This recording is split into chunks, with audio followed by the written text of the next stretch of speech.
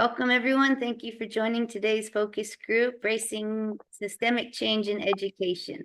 My name is Amber Smith, and I'm the founder of Evolving in Education. We are a newly formed 501c3 educational nonprofit with a global reach dedicated to transforming the public education landscape and inspiring a brighter future. We're working to launch our pilot project, which consists of educator enrichment, family and community outreach, and an open access online platform. We'll be implementing our pilot in 2 phases. Phase 1 will kick off in kindergarten through 6th grade, and then we'll move on to phase 2, which will span from 7th grade to 12th. So Richard, I'll go ahead and pass the mic over to you with the 2 loops model, and we will be having a brief discussion on the 2 loops model, and then a brief discussion on our very own Director of Learning Intelligence, Karanbir Singh's concept of the satisfaction economy. Then we'll move on to cognitive balance, and then we will open it up for discussion. So I'll just bring up one part of the video that I'll use to discuss this. And so what we're seeing here is 2 loops model in summary, and that's what it looks like. This is just taken from the end of the video on it. And a little context, first of all, we're looking at a paradigm shift. The crisis in education right now is because we're realizing that the conventional model is not serving our needs. Some people would argue that it never did because it alienated people from themselves, turned them into people that were motivated externally instead of internally. But even still, it had a usefulness during the industrial age. It's proving to have outlived its usefulness now, or is becoming not useful for the kind of world that we're in.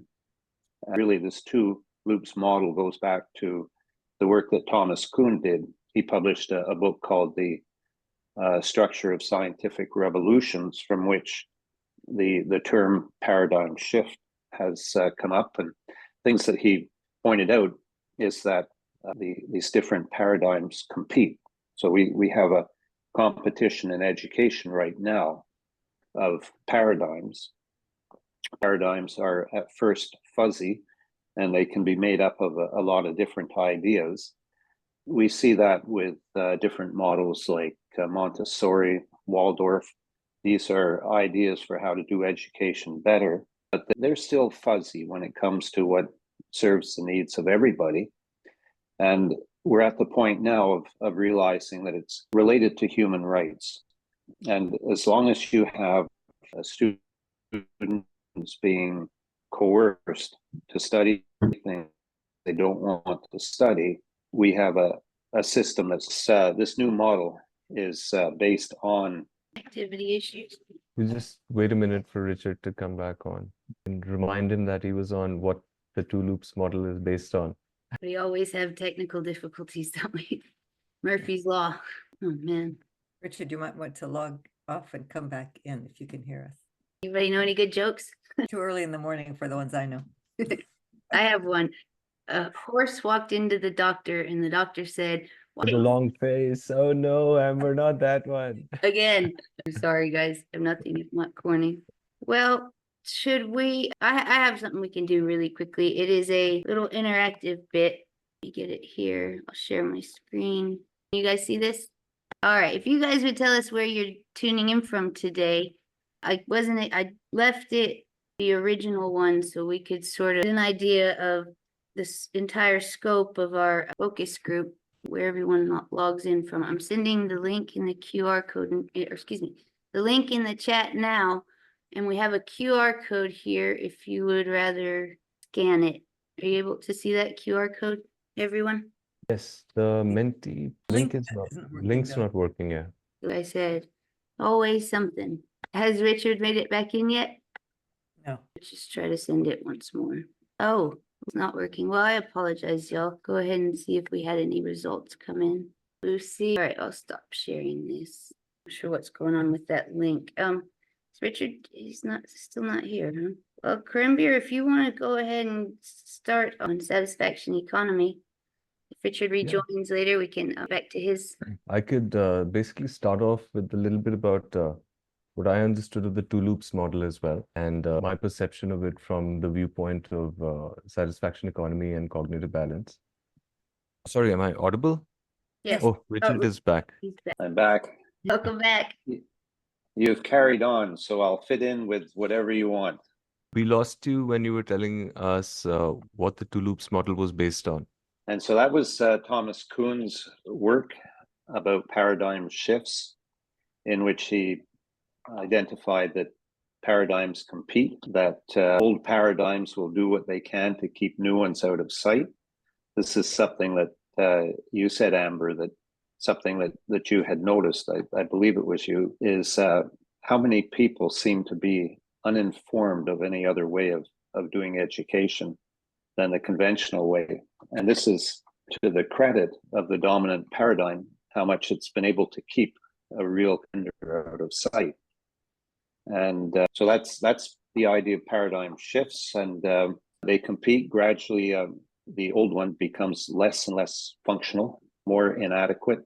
And so the new one emerges. Sometimes a new one gets adopted before it's fully understood, because there's so much frustration with the old. And we're seeing that happening where people are leaving public education and doing their own things at this point, with small schools, private schools, homeschooling, and those kinds of things.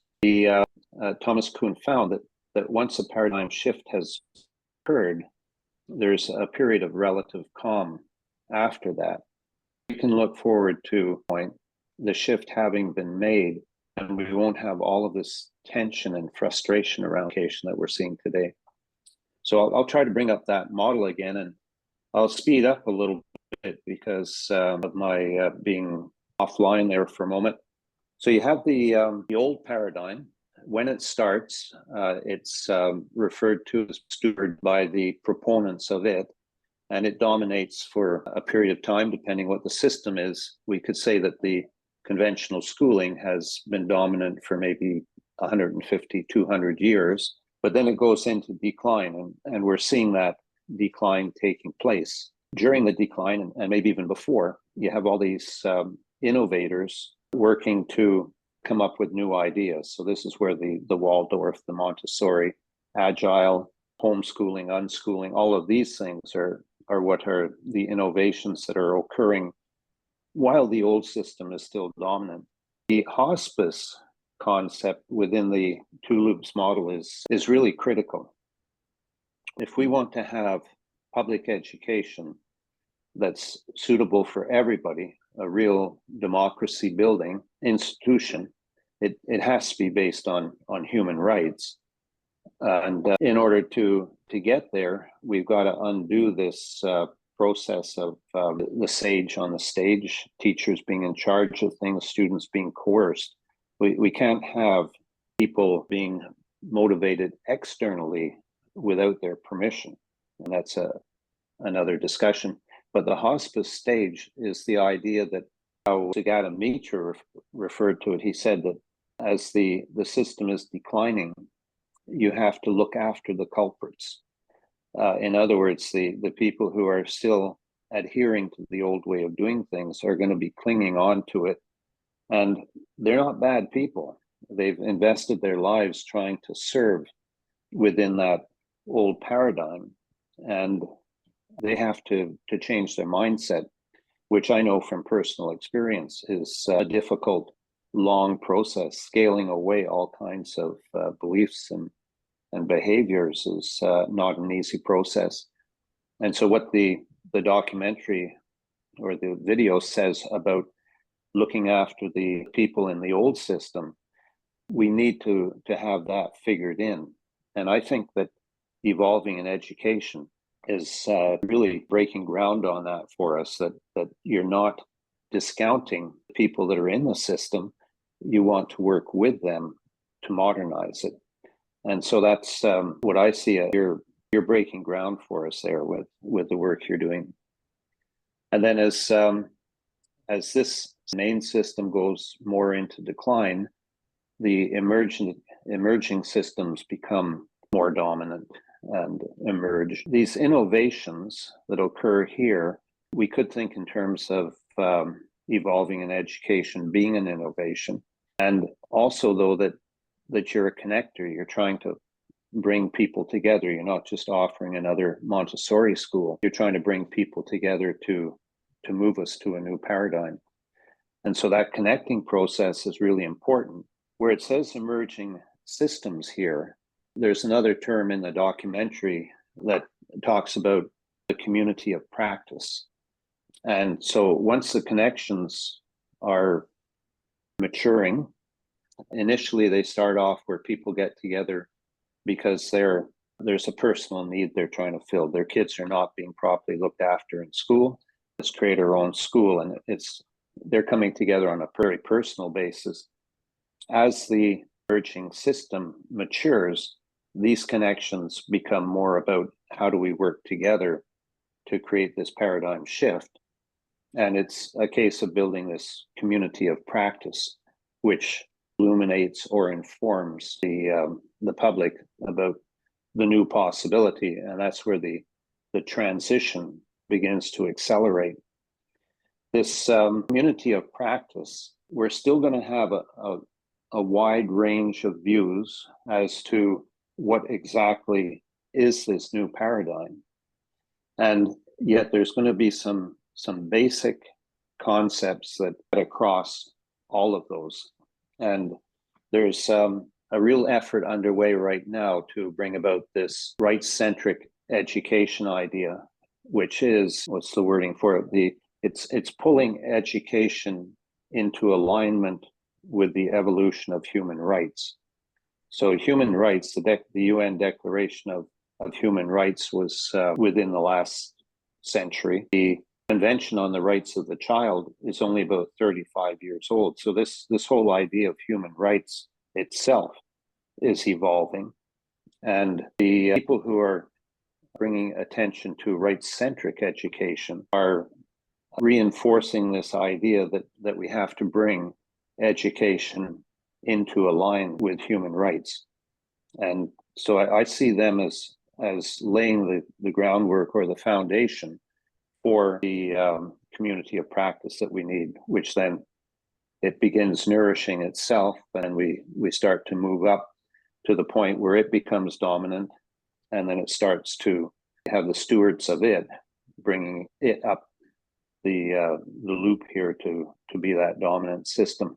One last thing, in the video, it's implied or stated even that a new system comes in and it's going to have a life cycle like this. It will be stewarded, it will have a dominant period, and then it will decline.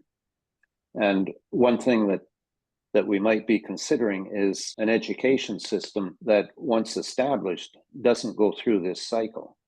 Because if it's founded in human rights, then it will be self-renewing. The communities will be, and the learners will have the flexibility to address the needs of the day during the time. It's not a fixed situation. So it's these democratic schools, you can see the possibility of them becoming flexible enough as local learning ecosystems that they evolve with the times. And so it's not a case of going through a cycle anymore. It's a case of constant renewal.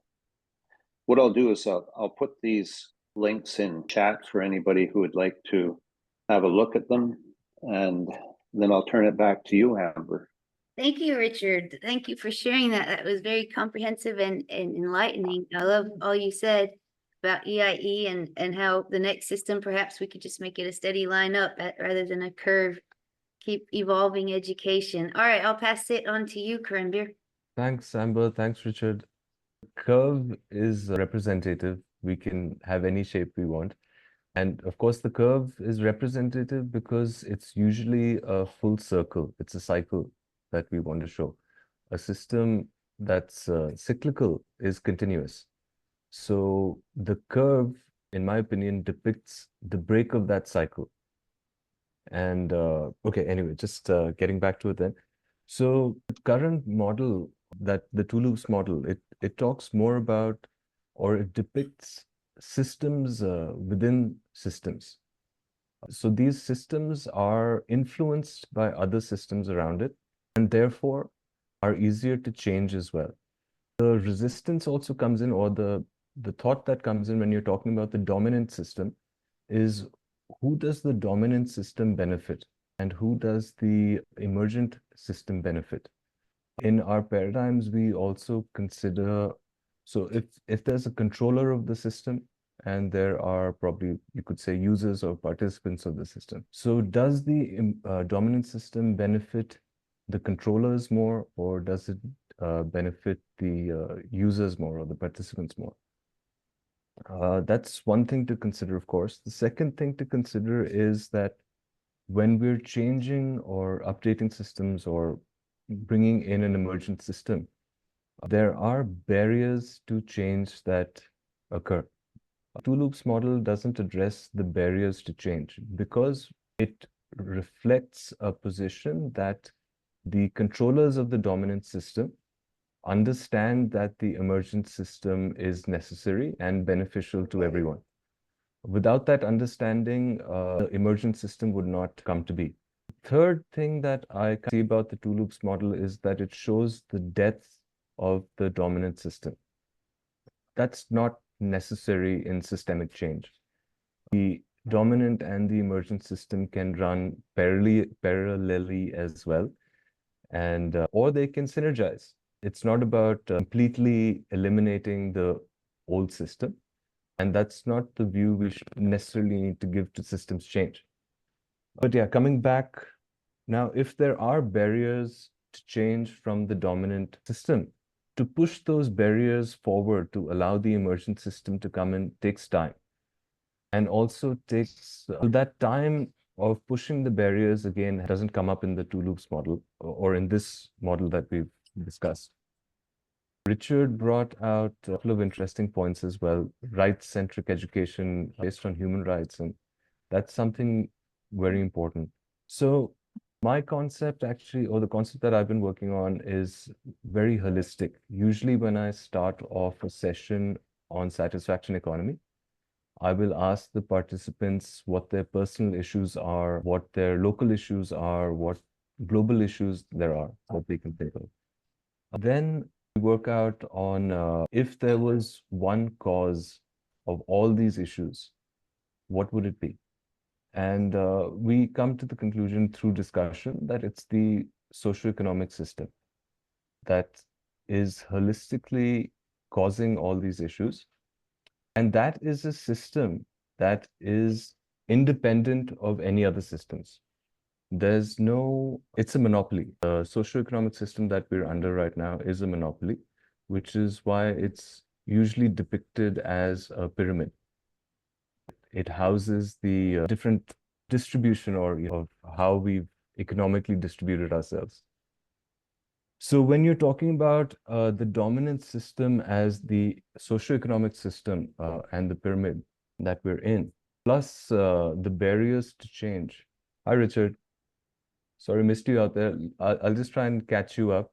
Just talking about the two loops model only. The first thing I was talking about was that two loops model that's depicted here depicts mostly systems that are interdependent or have other systems that can influence it, which can cause that change. Another thing that we have to consider is, who does the old system benefit?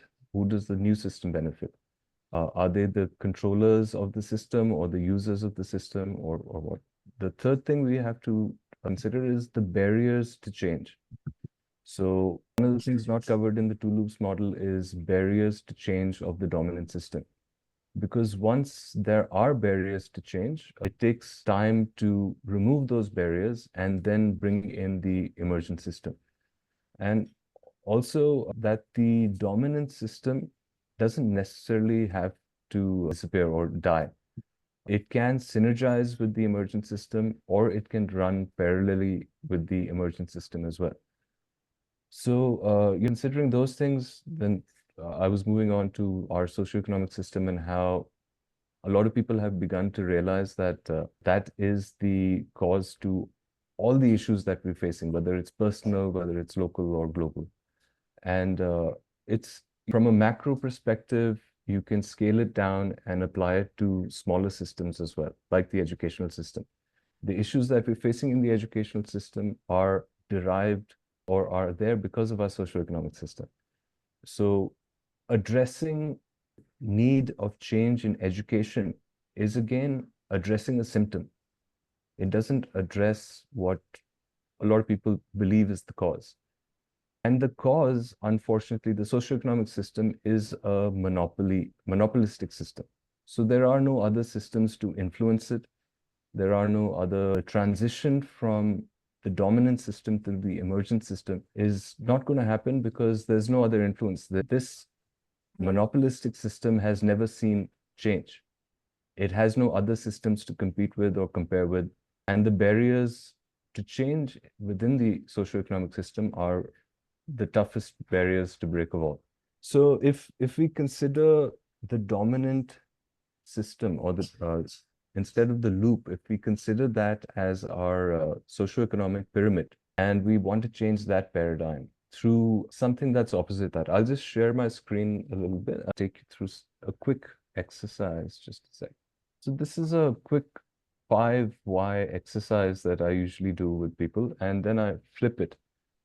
So if you consider the problem is humans are destroying Earth by living unsustainably. And of course, this is a very generic statement, but if you break it down into why models employed are capitalistic and do not consider much of the natural world, why? Because we have a monetary motive and old recessive models.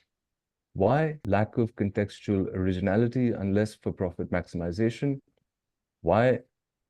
Money makes the world go round, but also dumbs us down. Why? Because that's our continued choice. So now, if we wanted to reverse this just as a thought experiment, and you reverse the problem statement to a satisfying statement, humans are replenishing Earth by living sustainably, and you change the 5 whys into 5 hows, and you get, okay, models employed are humanistic and consider the natural world. How? Because there's intrinsic motivation, and there are trust-based models. How? Abundance of contextual originality for satisfaction maximization. How? Impact wises us up, and that's what we measure. How? We choose to do it. So this is just a quick exercise I thought I'd take you through. And so now, if we have our paradigm of socioeconomic pyramid, and we want to bring in an emergent system, we can't, or it's going to be very difficult because there are too many barriers to that shift. So how do you address the barriers? Just a second. And that's where cognitive balance comes in. Most of the thinkers on this topic suggest that we need to reach a tipping point. How I understand that, what that tipping point is a level of consciousness when it comes to the majority. Right now, as per the law of the commons, the majority is always wrong. And one of the things we need to change to bring this systemic change anywhere is to just give me a second, 1 second, please. Sorry, apologies. Just that was my elder one. Just sorry, where was I? So we've got the barriers to changing the systems. Now, in any system where you have these kind of barriers and you want to raise the awareness of the majority beneficiaries of the dominant system, then you have to raise the awareness about the new system. One of the ways to do that is to talk about the new system. The other way to do it is to allow people to come to that realization organically. How do you let them come to that realization organically? Is through what I believe should be promoted as an essential skill. That's cognitive balance. So through cognitive balance is basically a holistic way to manage dissonance. And if we look at the issues that are caused by any of the dominant systems, since we're especially now talking about the socioeconomic system, the dissonance caused by that is immense. And neuroscientists, psychologists, people in the field are connecting the dots now, realizing that our emotional and mental health is directly linked to our physical health. So the dissonance that we're facing is actually making us sick. And so the first thing we need to do is realize that, and that's where cognitive balance comes in. So once we achieve that level of consciousness, where enough people, doesn't have to be a majority, but enough people realize that a change is required and work towards that change, then that's when the change starts. But again, it doesn't need to be a replacement. The satisfaction economy model is built to be applied in any way possible.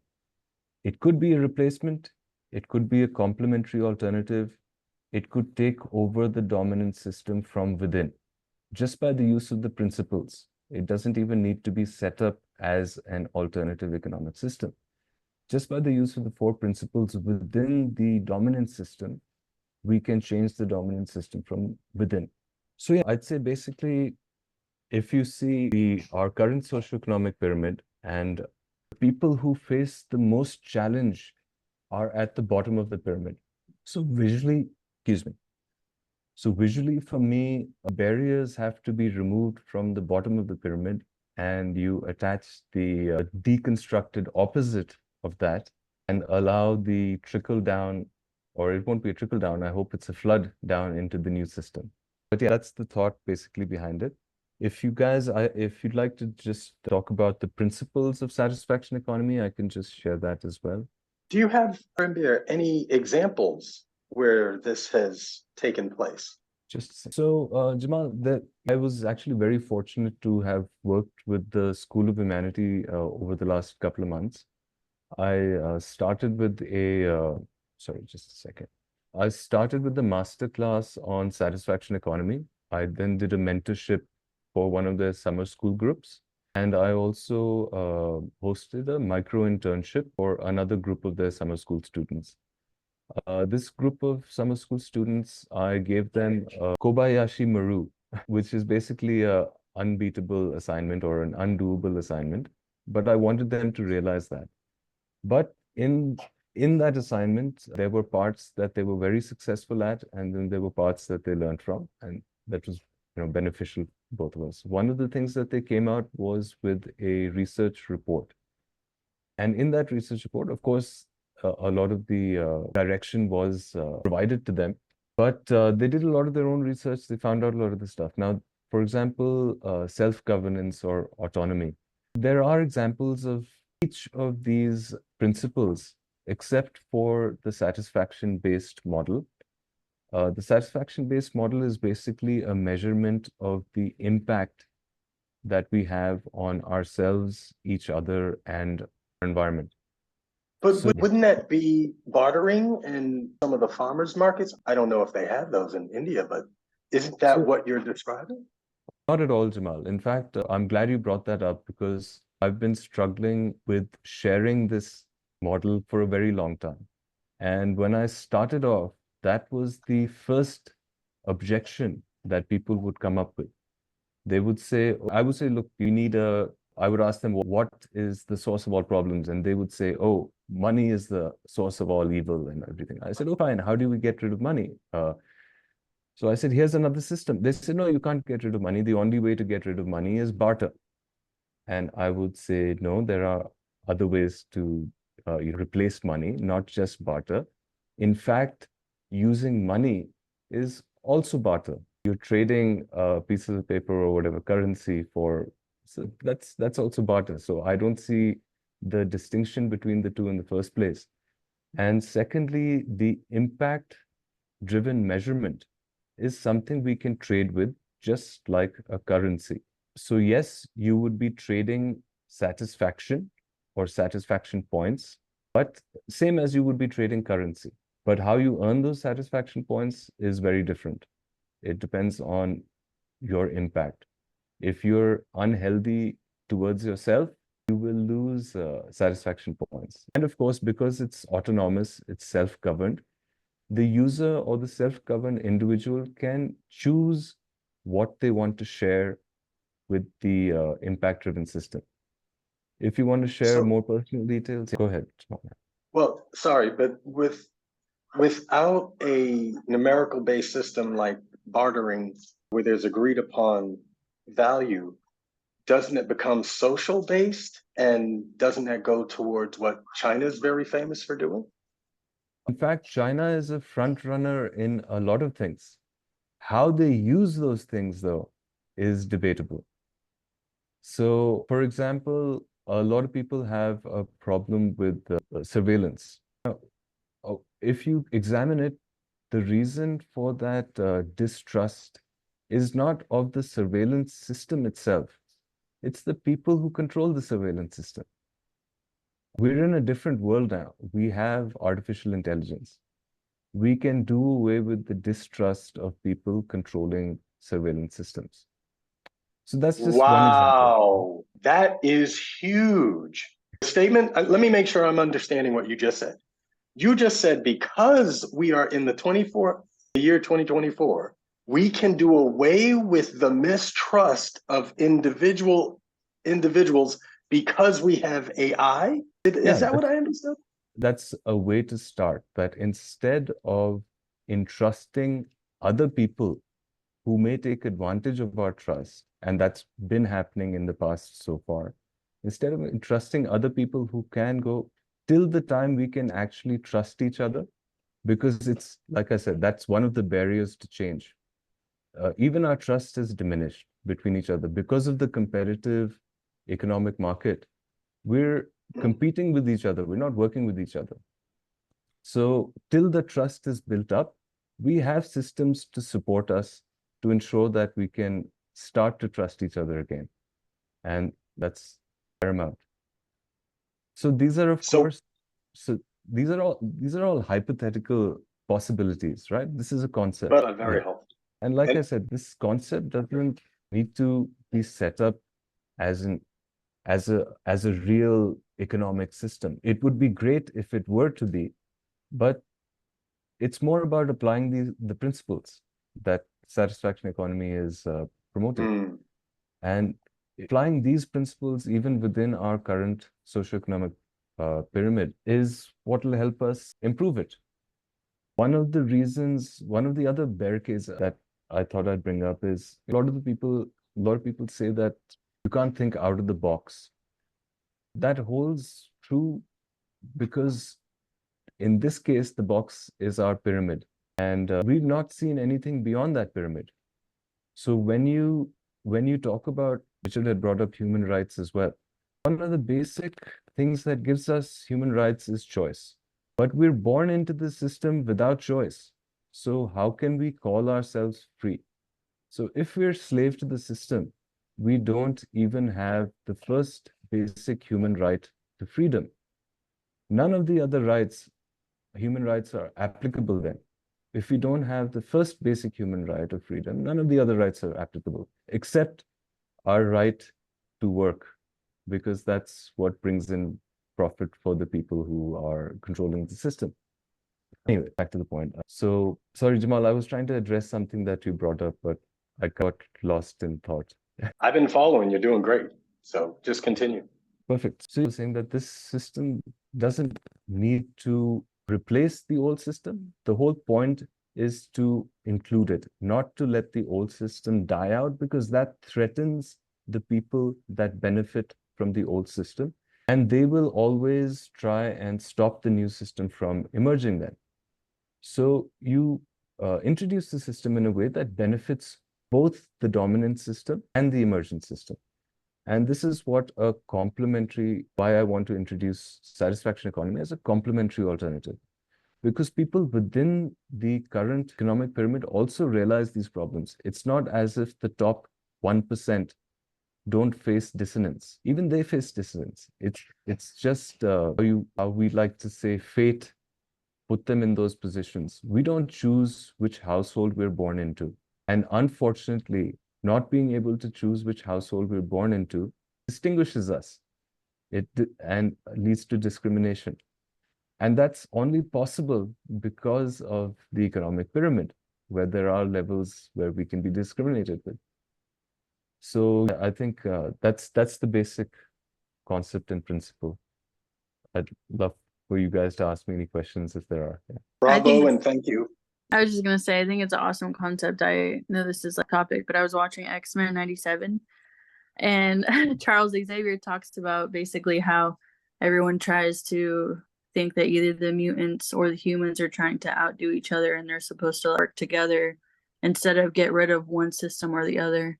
It's not about domination, it's about integration.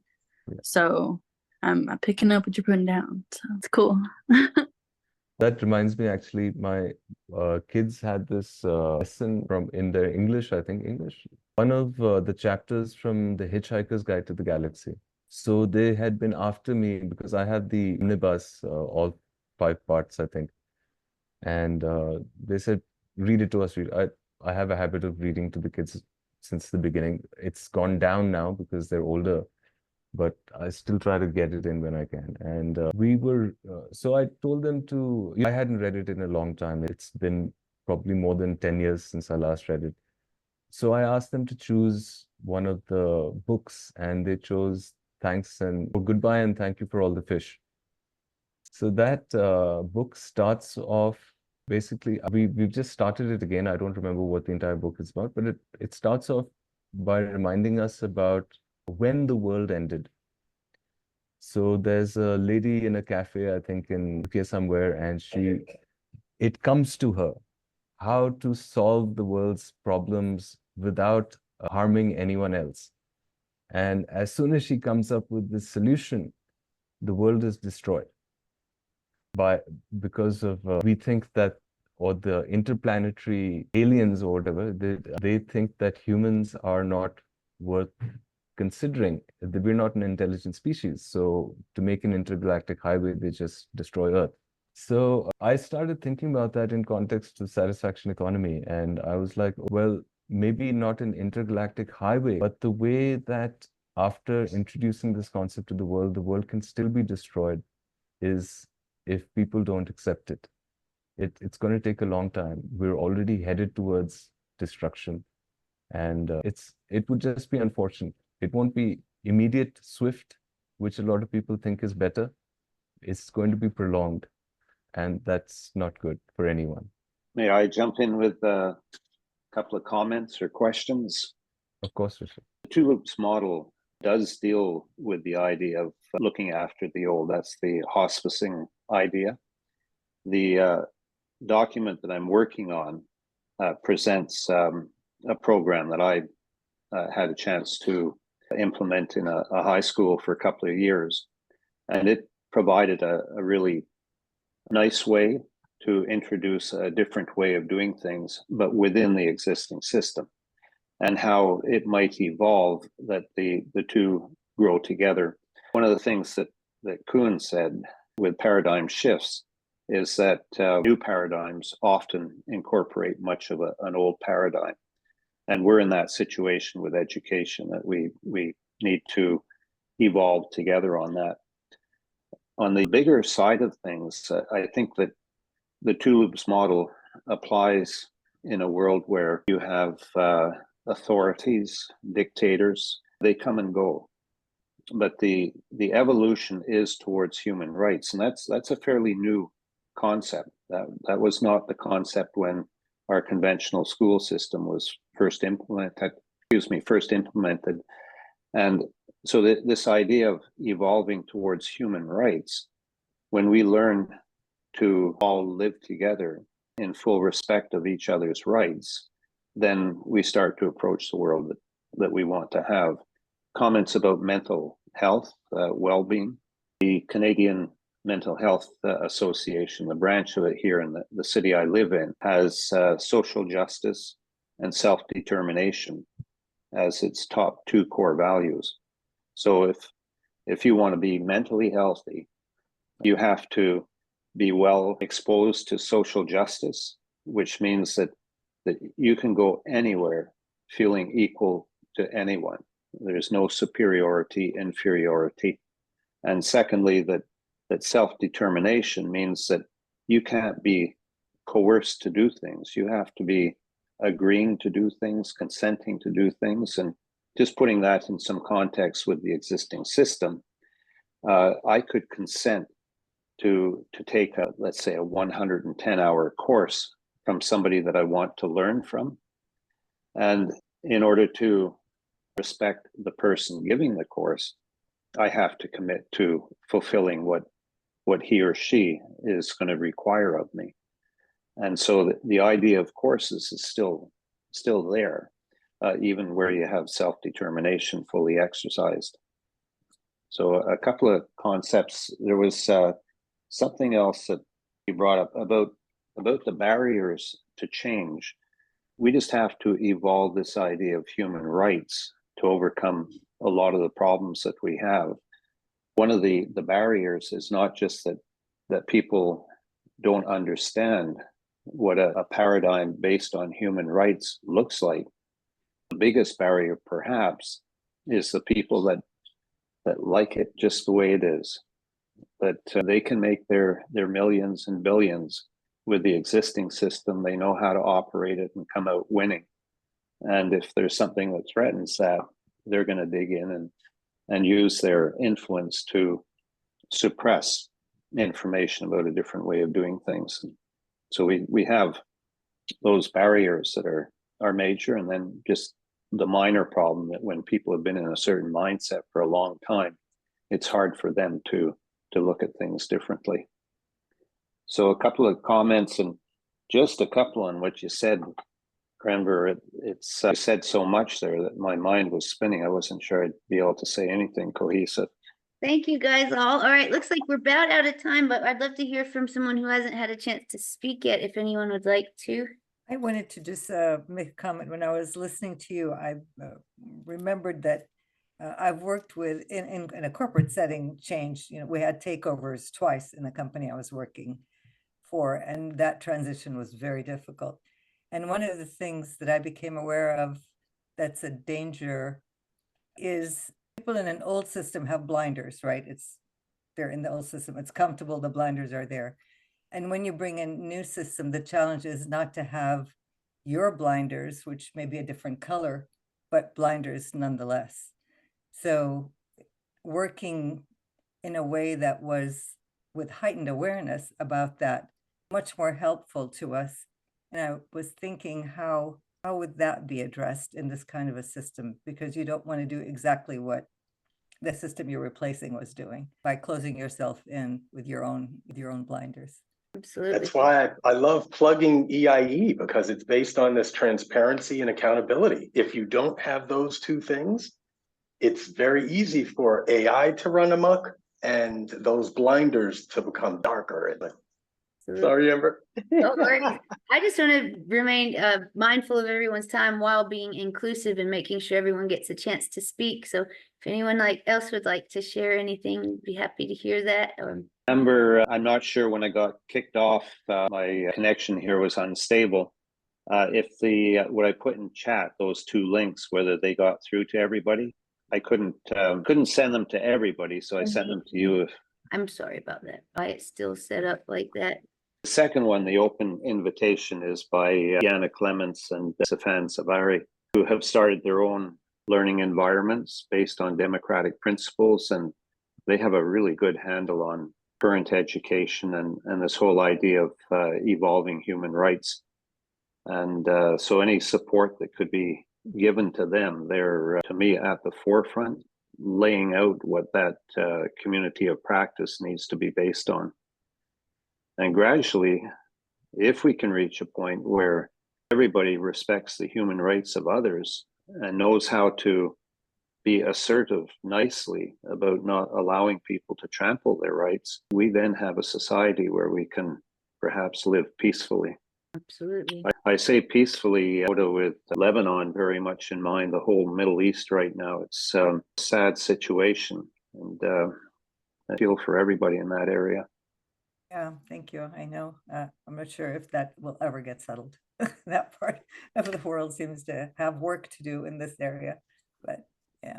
The way I see it is education, and it happened overnight, but education can help solve all the world's problems.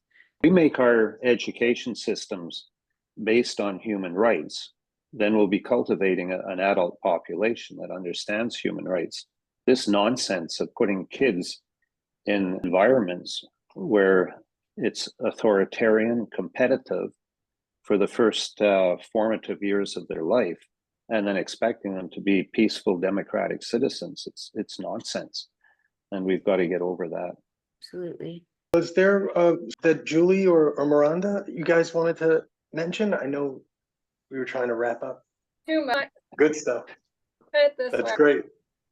connect with you guys and get the help and let you see the sessions I'm having, how the children are developing their mental, physical, emotional skills and abilities that last for life. The younger in age you do it, and it takes about a year for these children to not need IEP, to not purpose, and to stop receiving the ridiculous diagnoses so many of them are. I mean, ADHD, dyslexia, dysgraphia, they just keep coming up with new ones all the time, and they're all just made up words. It's all because they just don't have their mental brains developed yet, and it's just getting worse and worse with electronics and the foods we're putting in our bodies.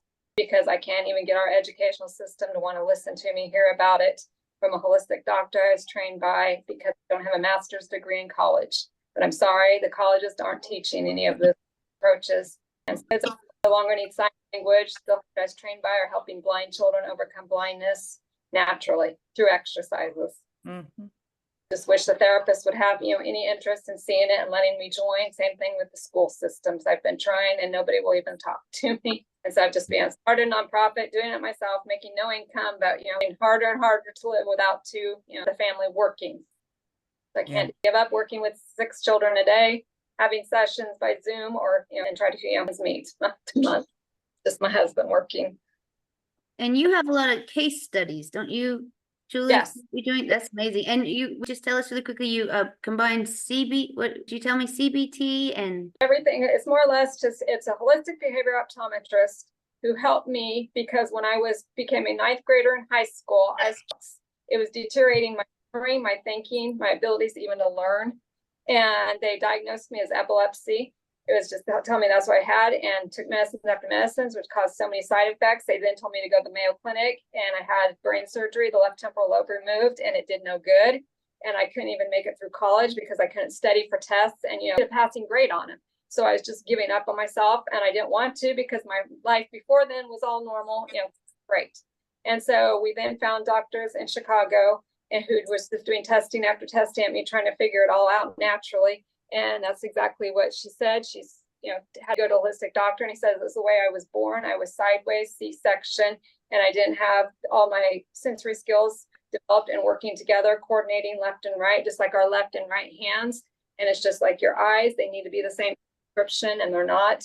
And it's because the left and the right side brain and body don't work accurately together. And so all he did is tell me it's going to take me longer because but he said, I'll start you over again from birth and redevelop you. And it just eventually overcame it. He said, because I was such late in life, another diagnosis are going to be received. And guess what? It's going to be the same thing, not working together. And he was exactly right. During COVID, I couldn't even open up toothpaste, received rheumatoid arthritis diagnosis, contacted him. He goes, let me give you some more exercises. It's not rheumatoid arthritis. It's once again, the ability to use your mind, eyes, and body together. And you don't know it because just like your right and left hands, you need to be using them together. And see, like these children anymore, they can't even figure out how to hold pencils or even pencil grip. And it's all because the computer screens, they're not using the skills like we all did as kids, just depleting the sensory. And they need to be used left, right, without the heads having to move also. And that's what's causing, we overcome the shakiness. They don't need the arm stilts. They don't need leg stilts. All that stuff. Yeah. Bad, because I just feel so bad for these families who are spending hundreds of thousands of dollars on private schools, therapists that are just helping live with it. Whereas just simple exercises, and of course trying to get yourself eating better, which is what I took a long time, but I did it now.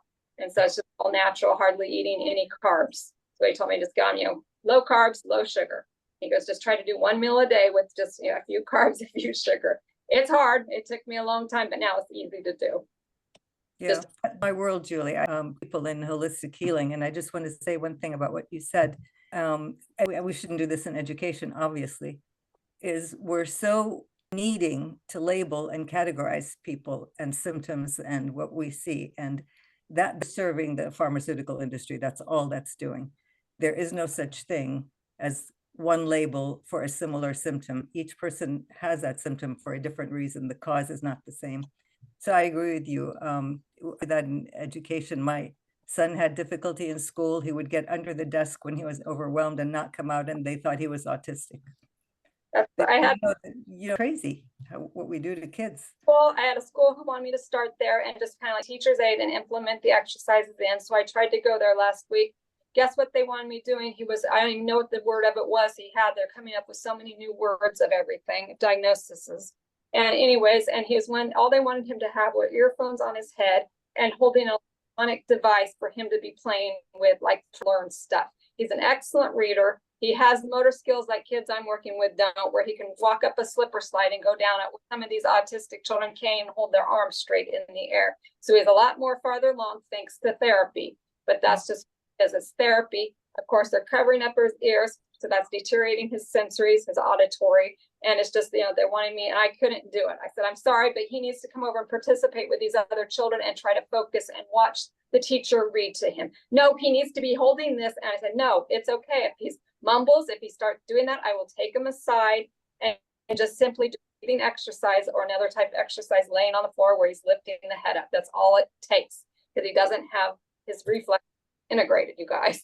And they wouldn't allow it. So I said, because I thought that was just too sad to have that child grow up and just have more and more symptoms, signals, and not have the ability to play with friends, sports, do everything, because he had no ability to, talk. He was very, handsy compared to these children with autism, ADHD. Is this in the States? Sorry, is this in the States? Yeah. Because I'm in Kansas. Excellent. What happened is where I got more involved with the doctor, because it was on my own self, which took forever. But then I had children late in life, and he was perfectly fine as a baby till he reached 3rd grade. Then he had to be taken and put in IEP. We had tutoring. He was throwing things at me. He was diagnosed with dyslexia, and I didn't want him stuck with it. So I contacted the holistic doctor and said, Julie, you know what you're doing. I will train you. You can help your son yourself. And we went back like every month. And in a year, he overcame dyslexia. So my parents questioning me about it. And so he goes, get some certificates, get some recognition out of yourself. And so I did not want to go back to college for something they don't teach you there, where he goes out of the country and brings it back to us. He's mostly working with the olders, because they probably more than 20 years ago, he was trying to get it in school systems too, and couldn't. And so he's just given up because parents don't have time. Just like my own self, I have 30-minute sessions 3 times a week, and then provide them a few exercises to keep working.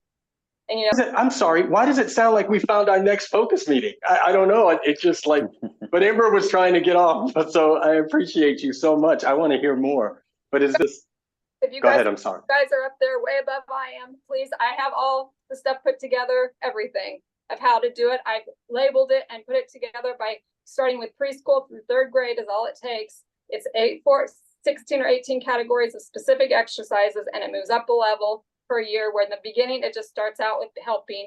Then it gets to where, of course, they're needing to count while doing it. So they're doing different things, thinking, counting, listening to metronomes. It just goes up by the grade level for improvements with these kids. And you're just seeing huge improvements like this autistic ADHD boy. They gave him the diagnosis because he cannot follow left to right. One eye goes one way, one eye goes the other, and they make it sound like it's for life. No, it isn't. It took exercises with me, and he's overcome it. And he barely has ADHD, autism, any symptoms anymore. He's not quite fully integrated yet, but it's getting there. And they're overcoming everything. Hoda, this is what you've seen, correct? Oh yeah, I have tons of them. I have the autistic, like I said, it was a private school therapist. I'm sorry, Julie. Hoda, but isn't this what you've done as well, Hoda? Similar. Mine are based Sorry. on exercises, but yeah, dietary and it's mental. Several ways to skin this cat. We need all of them. Please, Amber. Oh, Miranda, I'm sorry. I didn't mean to cut you off, Miranda. I need to leave. Can I just draw a couple of things to your attention that, Julie, you've sparked me on here?